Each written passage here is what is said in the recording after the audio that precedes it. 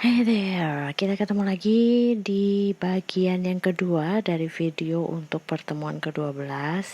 Jadi ini bagian keduanya, bagian 1 saya harap kalian sudah nonton. Dan topik pembahasannya masih sama, secara garis besar kita akan membahas tentang reading and writing visual graphs. Tapi ini adalah bagian keduanya, yaitu untuk membahas unit yang kedua.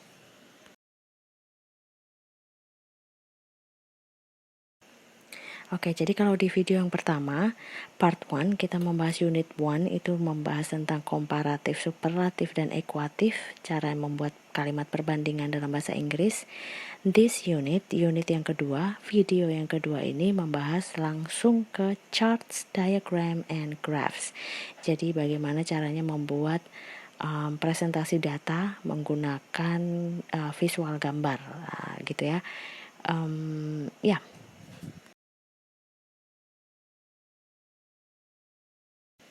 Oke, dengan tujuan yang sama, yaitu untuk memberikan kalian pemahaman bagaimana caranya membuat perbandingan dan juga membaca data dan membuat data, presentasi data dalam bahasa Inggris. Agenda kita adalah di di video ini kita akan membahas tentang unit yang kedua, the last unit terakhir untuk pertemuan ke-12. Dan kita juga akan membahas jawaban dan cara menjawab praktis atau latihan-latihan yang ada di handout Anda. So before we begin, sebelum kita mulai, I hope you have watched the first video, sudah nonton video yang bagian pertama. Kemudian siapkan juga tolong handoutnya Anda, materi handout pertemuan ke-12 yang bisa di-download dari portal. Judulnya Handout Week 12, yaitu berjudul Reading and Writing Visuals, dimulai dari halaman ke-38. Saya harap juga kalian sudah mengerjakan latihan-latihan yang ada di dalamnya. And as usual, if you need some refreshments, butuh snack, butuh minuman dan segala macam, tolong disiapkan dulu supaya kalian lebih semangat sambil nonton videonya. Oke, let's begin.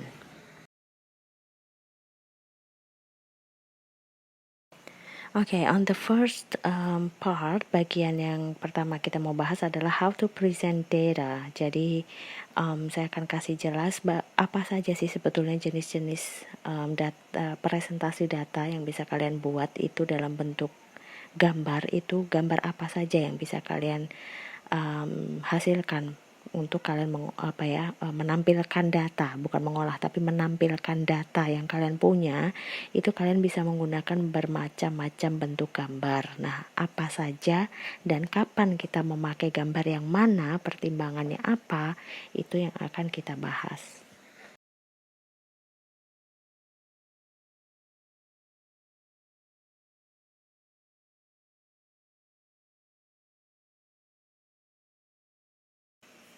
The first one, bentuk yang pertama, kalau kalian mau menampilkan data, itu kalian bisa pilih yang bernama flowchart, yang bentuknya seperti kalian bisa lihat ada di gambar itu.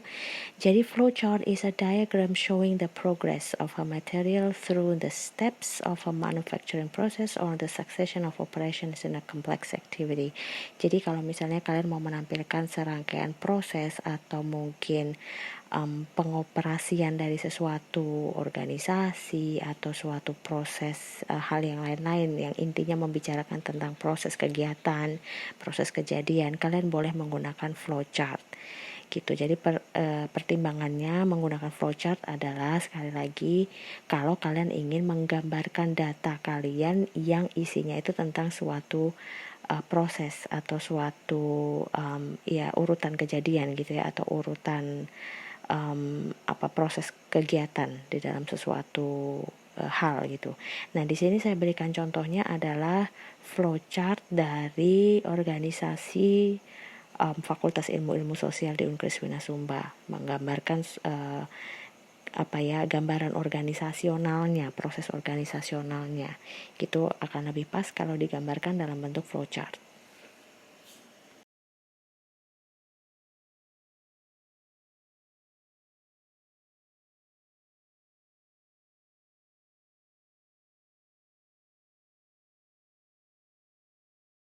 Oke, the second form, bentuk yang kedua, kalau kalian mau menampilkan data, itu boleh juga menggunakan pie chart. Pie chart itu fungsinya untuk menunjukkan ukuran atau size of each part as a percentage of a whole. Jadi pie chart itu kalian memakai pie chart kapan kalian pilih pie chart, bukan pilih yang flow chart aja misalnya. Pertimbangannya kalian memakai pie chart ketika kalian mau menampilkan prosentase dari sesuatu hal, itu lebih pas kalau kalian tampilkan menggunakan bentuk pie chart seperti ini. Oke, kalau yang sebelumnya tadi flowchart untuk menggambarkan proses kejadian atau proses kegiatan sesuatu, kalau pie chart itu ketika kalian ingin menampilkan prosentase dari sesuatu, kalian akan lebih pas menggunakan pie chart. Misalnya di sini saya buatkan gambar di sini adalah pie chart untuk jumlah mahasiswa Unkriswina berdasarkan daerah asalnya.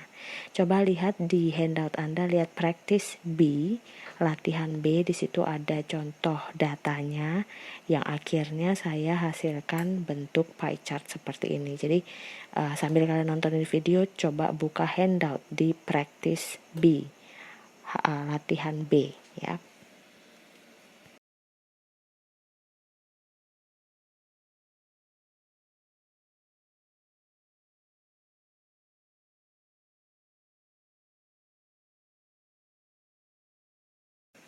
Nah, pertimbangan ketiga, misalnya saya punya data yang sama tentang mahasiswa Unkriswina, hanya yang saya mau tonjolkan, yang saya mau tampilkan pada pembaca adalah perbedaan.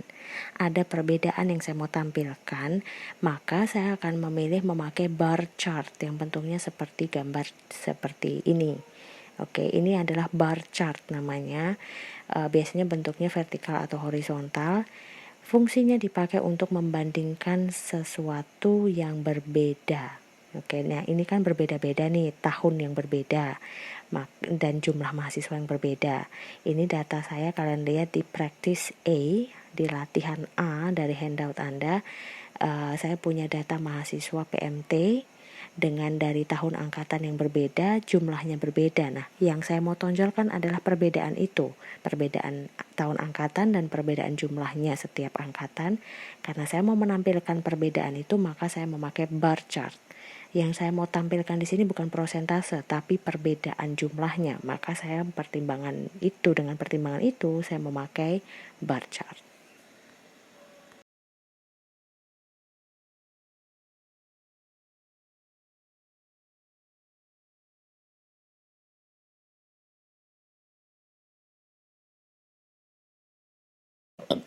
Oke, dengan data yang sama. Tapi kali ini yang saya mau tonjolkan itu bukan perbedaan jumlah mahasiswanya atau perbedaan waktunya, bukan. Tapi saya pengen menunjukkan adanya perubahan data dari tahun ke tahun. Ada yang naik, ada yang turun. Saya pengen menunjukkan naik turunnya jumlah, naik turunnya data. Ada perbedaan naik dan turun. Karena yang saya mau tonjolkan pada pembaca saya, yang membaca data saya nanti itu, saya pengen mereka lebih memperhatikan pada kenaikan dan penurunan jumlah, maka saya memakai line chart. Oke, jadi sekali lagi pertimbangan menggunakan line chart itu kalau kalian ingin menampilkan ada perubahan dan perubahan itu bisa kenaikan, bisa penurunan jumlah data, itu kalian lebih pas menggunakan line chart. Penjelasan lebih detailnya coba lihat practice A, latihan A yang ada di handout Anda. Penjelasan jelasnya ada di situ. Tapi saya ulang lagi di sini, kapan kita memakai line chart? Line chart itu kita pakai lebih pas kalau ingin kita menonjolkan ada perbedaan data, naik turunnya data dari tahun ke tahun, biasanya secara periodik gitu ya. Nah, itu kita pakai line chart.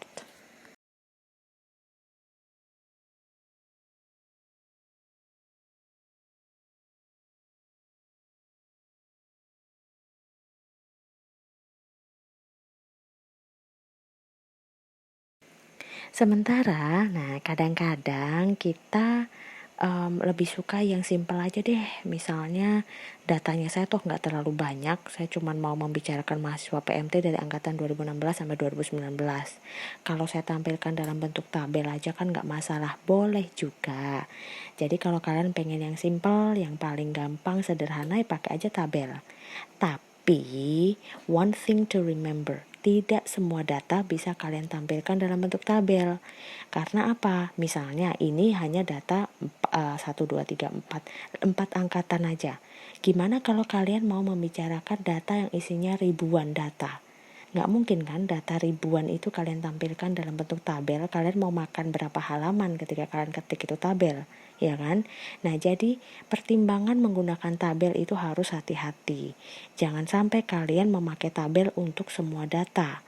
Kalau data kalian banyak yang akan kira-kira memakan tempat, makan halaman, ya jangan pilih tabel. Kalian bisa pilih bentuk yang lain, misalnya tadi line chart, bar chart, atau mungkin pie chart untuk persentase. Jadi pemilihan grafik yang mana, gambar seperti apa yang kalian mau tampilkan itu ada pertimbangannya masing-masing. Khusus untuk tabel, pertimbangannya kalau kalian pengen yang simple dan data kalian hanya sedikit aja, itu boleh. Jadi nggak akan terlalu makan tempat gitu. Boleh, oke? Penjelasan lebih lanjut lihat di practice A.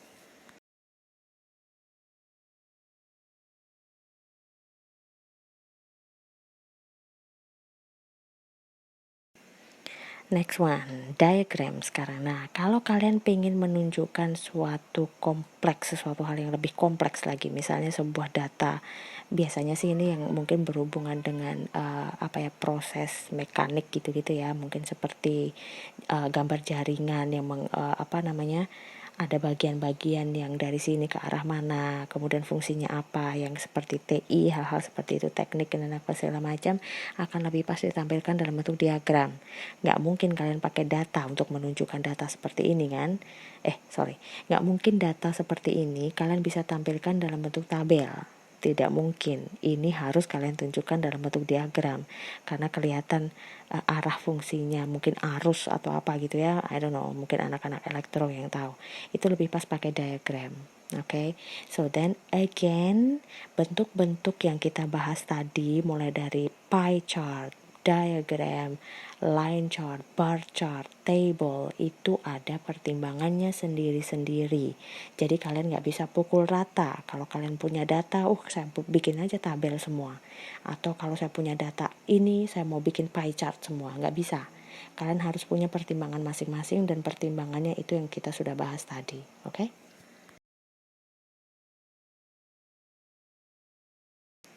Nah, sekarang kalau sudah membuat gambarnya, terus apakah sudah berhenti di situ aja? Of course not. Nanti kalau kalian skripsi misalnya, atau nanti kalian dapat tugas apapun yang kalian sudah mengolah data, kalian buat dalam bentuk gambar, kalian nggak bisa tinggalin gitu aja. Gambar itu kalian juga harus jelaskan dalam bentuk kalimat, meskipun kalimatnya pendek aja, satu kalimat aja, tapi kalian harus jelaskan. Misalnya kalian punya gambar tabel. Nah, nanti harus ada kan kalimat penjelasannya. Tabel A menjelaskan atau menggambarkan data jumlah mahasiswa PMT dari angkatan 2016 sampai 2020, misalnya seperti itu.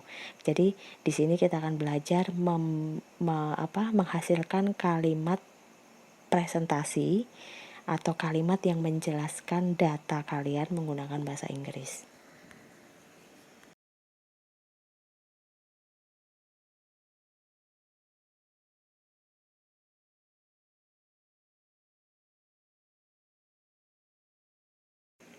Ini adalah beberapa contoh kalimatnya yang kalian bisa pakai. Misalnya, this graph shows. Grafik ini menunjukkan apa?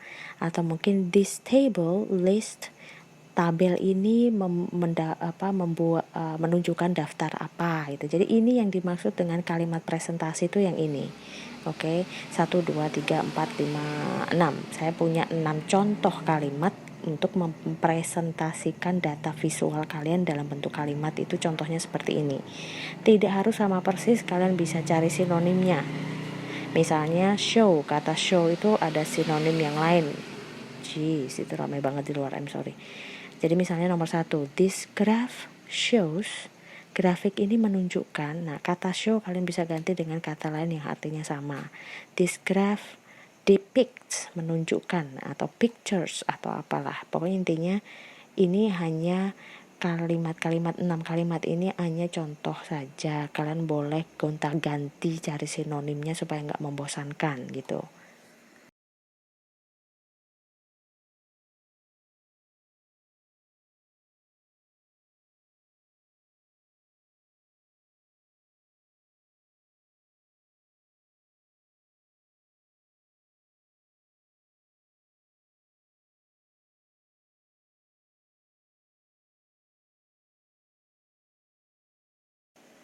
Jadi langsung aja contohnya.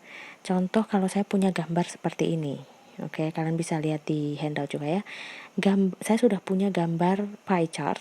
Nah, untuk membuat kalimat presentasinya, karena pie chart ini tadi itu saya buat berdasarkan data mahasiswa Unkriswina berdasarkan asal daerahnya.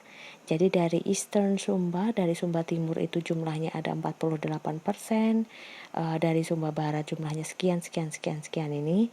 Kemudian saya buat di bawah di bawah gambar ini saya akan buat kalimat presentasi. Misalnya, this pie chart represents the number of Unkriswina Sumba students based on their origins.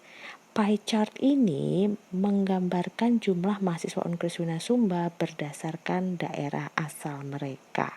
Nah, itu kalimat presentasi yang bisa saya buat untuk menjelaskan diagram pie chartnya saya.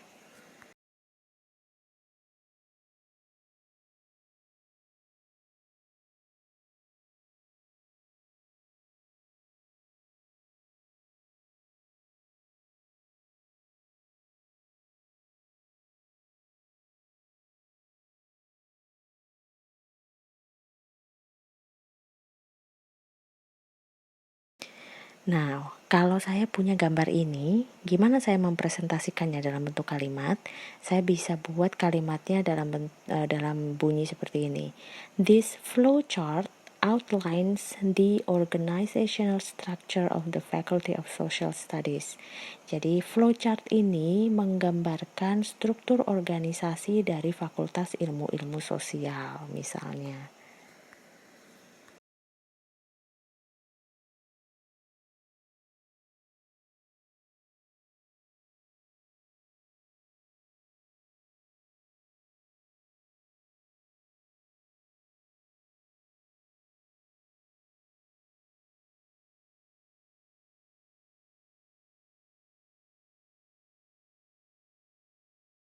Next one, untuk data gambar yang bar chart, saya bisa membuat kalimat presentasi misalnya, this chart shows the number of PMT Unkriswina Sumba students based on year of entry. Gambar ini menunjukkan jumlah mahasiswa Unkriswina Sumba, mahasiswa PMT Unkriswina Sumba berdasarkan tahun angkatan. Itu kalimat presentasinya. Jadi yang saya cetak biru itu ya.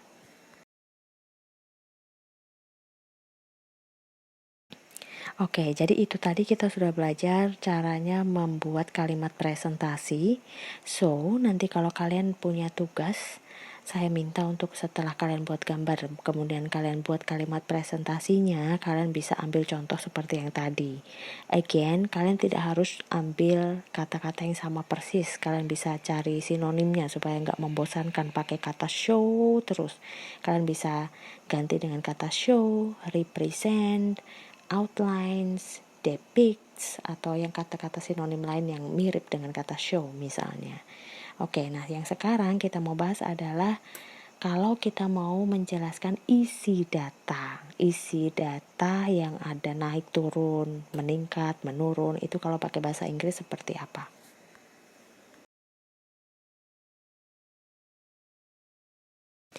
Oke, pergerakan data itu biasanya ada 4. Yang namanya pergerakan itu biasanya ada 4. Yang pertama upward movement, pergerakan naik, downward movement, pergerakan turun, no movement atau tidak ada pergerakan sama sekali atau stabil, dan change in direction. Jadi pergerakan yang tidak pasti, tidak tentu, fluktuatif gitu ya, naik turun. Itu kan. Jadi kalau kita melihat biasanya ada grafik atau apa itu kan nggak selalu naik terus, nggak selalu turun terus, tapi kadang stabil sama terus, kadang juga naik turun. Nah, berikut ini saya akan berikan kalian beberapa istilah umum yang bisa kalian pakai ketika kalian mau menjelaskan pergerakan naik turun dari sebuah data grafik atau diagram kalian. Coba perhatikan baik-baik perbedaan penggunaannya dalam verbs, nouns, dan adjectives.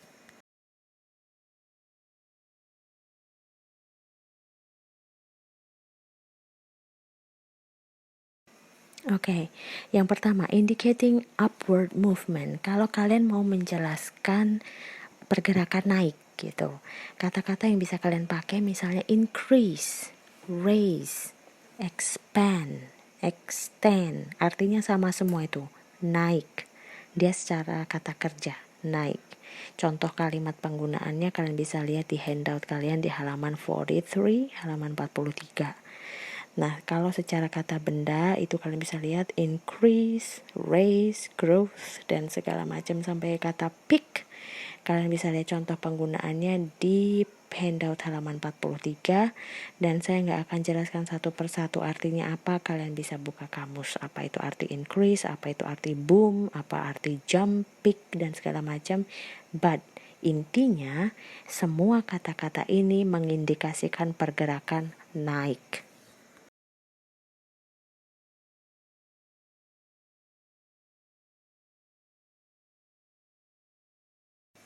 Nah, yang ini kali ini mengindikasikan pergerakan turun. Kata-kata yang mengindikasikan pergerakan turun. Jadi misalnya kita mau menceritakan sebuah grafiknya kita tentang misalnya penjualan pisang goreng di kiosnya Ersit misalnya dari tahun 2020 bulan Januari ke bulan Februari itu mengalami penurunan misalnya. Nah, kita bisa pakai kata-kata yang ada di tabel ini untuk menjelaskan penurunan. Kalian bisa lihat kata decrease artinya menurun, fall, plunge, drop, decline, and bla bla bla, semuanya ini mengindikasikan pergerakan menurun. Contoh penggunaannya dalam kalimat bisa kalian lihat di page 43 to 44 in your handout. Bisa lihat di handout halaman 43 sampai 44.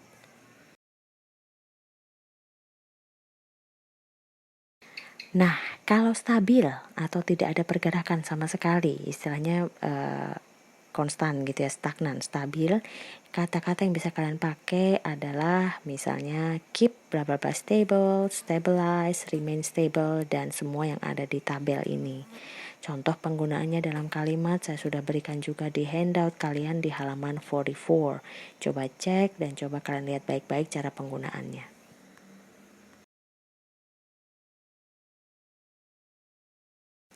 Sementara yang ini adalah kalau kalian mau mengindikasikan perubahan yang naik turun, kadang naik atau mungkin berhenti turun atau tiba-tiba naik atau seperti apa. Nah, ini adalah yang bisa kalian pakai. Lihat juga cara penggunaannya di handout saya berikan di halaman 44.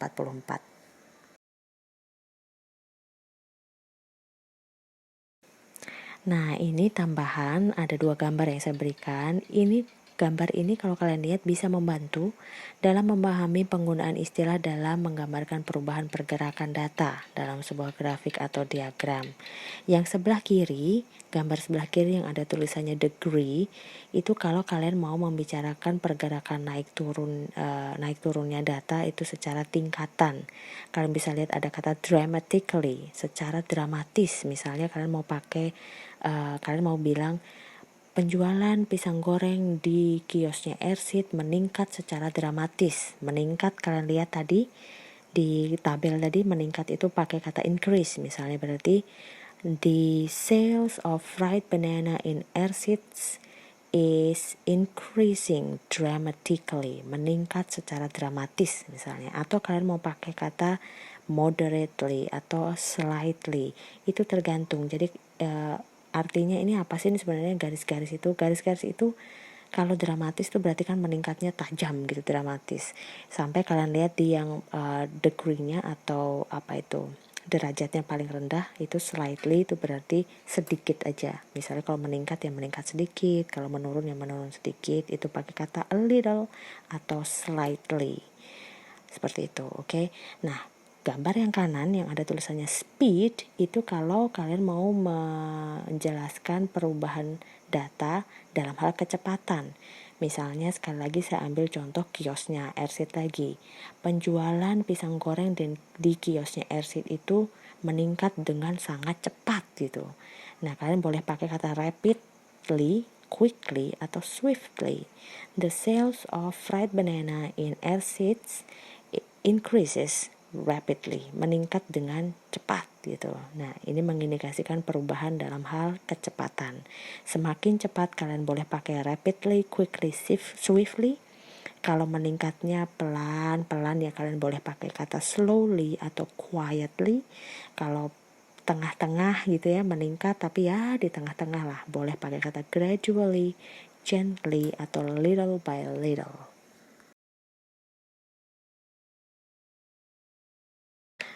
Dan untuk dua gambar ini hanya contoh apa istilahnya ya, elemen-elemen yang ada di dalam grafik supaya kalian tahu aja. Kalau misalnya yang namanya sumbu itu bahasa Inggrisnya axis, vertical axis itu berarti sumbu yang vertikal. I don't know, itu sumbu X kah? I don't know, you know, you tell me. Kamu yang orang matematika, saya nggak tahu mana X mana Y.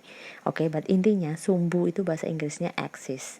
Sumbu yang horizontal itu disebut dengan horizontal axis. Oh, sudah ada di gambar. X itu yang horizontal ya. Oke, so horizontal axis atau X axis. Axis itu sumbu. Kemudian kurva itu bahasa Inggrisnya curve. Kemudian garis lurus itu straight line. Kemudian peak itu adalah puncak.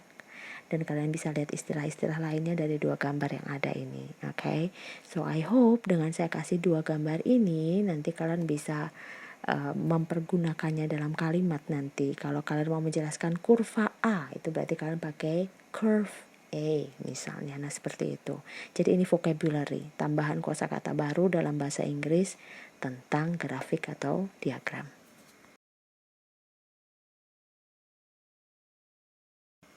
Oke, this one untuk yang sekarang kita akan bahas latihan yang mungkin kalian bukan mungkin. I hope you have done that. Saya harap kalian sudah kerjakan latihan tentang membuat diagram itu ya. Itu I think it's on page, ada di halaman berapa itu yang hampir menjelang akhir handout itu, ada di halaman 40. Hang on a second, coba saya cek dulu supaya saya nggak salah lihat. Ada di halaman 45, coba buka, ada practice D, latihan D, itu kalian kerjakan dulu kalau belum dikerjakan. Kalau sudah, mari kita cek jawabannya.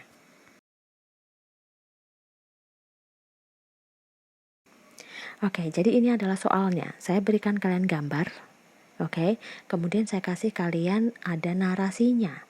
Nah, saya minta untuk kalian dari narasi itu ada 6 soal yang saya beri. Di masing-masing soalnya nomor 1 sampai 6 itu saya berikan ada 3 pilihan, ada yang 2 pilihan kata. Pilih salah satu yang paling pas sesuai dengan gambar.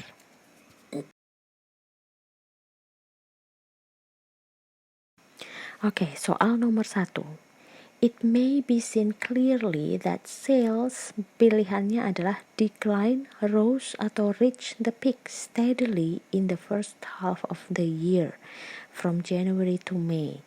Cara menjawabnya gimana? Ya iyalah jelas cara menjawabnya, kalian lihat gambar toh. Karena ini adalah pertemuan ini kan membahas bagaimana kalian bisa membaca grafik. So lihatlah grafiknya, perhatikan.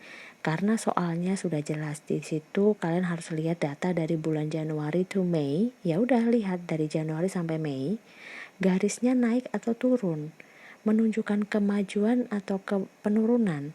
Kalian lihat di situ ternyata dia menunjukkan kenaikan. Berarti dari 3 pilihan yang ada, yang menunjukkan kenaikan yang mana? Decline itu artinya menurun. Reach the peak artinya puncak. Bukan semua. Yang betul adalah rose, naik.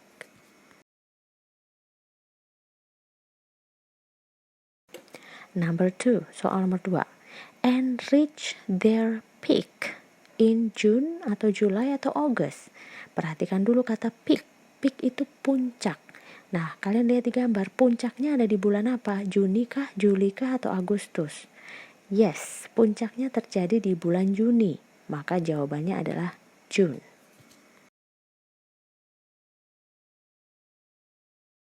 Number 3. Then they dropped off in June or July or August. Dropped off, menurun. Di mana penurunan itu terjadi? Bulan apa? Juni kah, Juli kah, atau Agustus? Jawabannya adalah kalian bisa lihat dari gambar. July.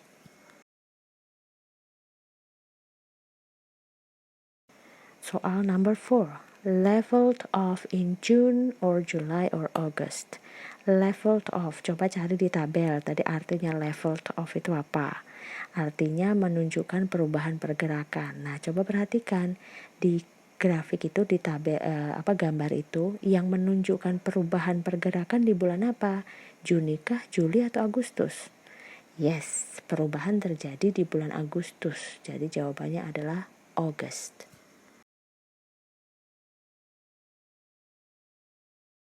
Number 5. After rising sharply during September, they suffered a dramatic progress atau fall in October, but then made a significant recovery in November. Pilihannya adalah progress atau fall. Dan yang kalian harus lihat adalah Oktober, ya kan pertanyaannya. Jadi perhatikan di gambar 1. Sejak bulan September sampai November, yang terjadi di bulan Oktober itu apa? Kalian bisa lihat penurunan di bulan Oktober. Maka jawabannya penurunan itu fall, bukan progress. Oke, jadi jawabannya adalah progress. Penurunan, fall in October.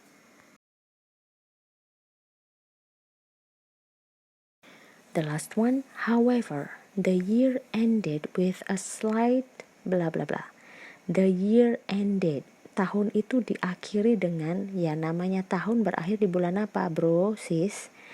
Namanya tahun itu berakhir di bulan Desember. Jadi kalian gak usah lihat pusing-pusing dari Januari. Lihat di data Desember. Apa yang terjadi di bulan Desember? Penurunan atau kenaikan? Kalian lihat kenaikan. So, jawabannya adalah progress.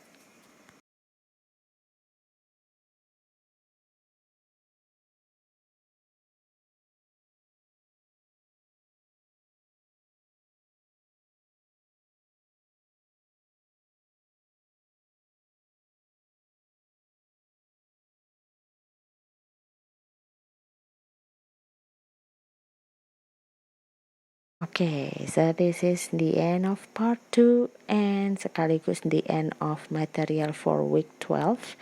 Semoga semuanya sudah jelas. Sebenarnya ini sama aja, ini tuh seperti kalian membuat grafik dalam bahasa Indonesia, hanya ini dalam bahasa Inggris, itu aja sih. Tapi intinya cara membaca grafik, cara membuat grafik itu sama, hanya kalau dalam bahasa Inggris itu kan istilah-istilahnya pastinya berbeda. Okay. So the next thing that you have to do, yang harus kalian lakukan berikutnya adalah, yes, I'm sorry guys, tetap ada tugas. Tolong kerjakan task 7, tugas 7, yang sudah diupload di portal eCampus bagian tugas. Tolong baca baik-baik instruksi dan semua informasi yang ada. Penjelasan lebih lanjutnya sudah ada di tugas, di lembar tugas itu, di task 7. Kalian juga bisa baca di blognya saya saya jelaskan juga di situ cara kerjanya. Dan bahan yang kalian bisa pakai untuk membantu kalian mengerjakan tugas 7 adalah 1. Materi handout week 12 kalian bisa download dari portal eCampus bagian materi. Kemudian materi PowerPoint, ada 2 file PowerPoint, kalian juga bisa lihat di bagian materi di portal eCampus. Kalian cari aja di situ dengan judul yang sama itu. Dan kalau kalian butuh penjelasan lebih lanjut juga kalian bisa tonton 2 video. Video pertama adalah Week 12 Part 1 bagian yang 1 yang sudah saya upload sebelumnya, dan video yang ini yang kalian bisa pakai juga untuk mengerjakan tugas 7. Tugas 7 ini agak, ya mungkin kalian akan ngeliat pertama langsung tepok jidat itu, waduh banyak banget, seolah-olah kayaknya banyak banget, but actually it will be worth it. Banyak karena memang prosentase nilainya juga saya berikan kalian beban yang besar, prosentasenya gede. Semakin baik nilai yang kalian dapat, semakin besar pula ini akan membantu kalian untuk nilai akhir. Oke, jadi tolong baca baik-baik instruksinya, and yeah, I will see you again. Bye-bye.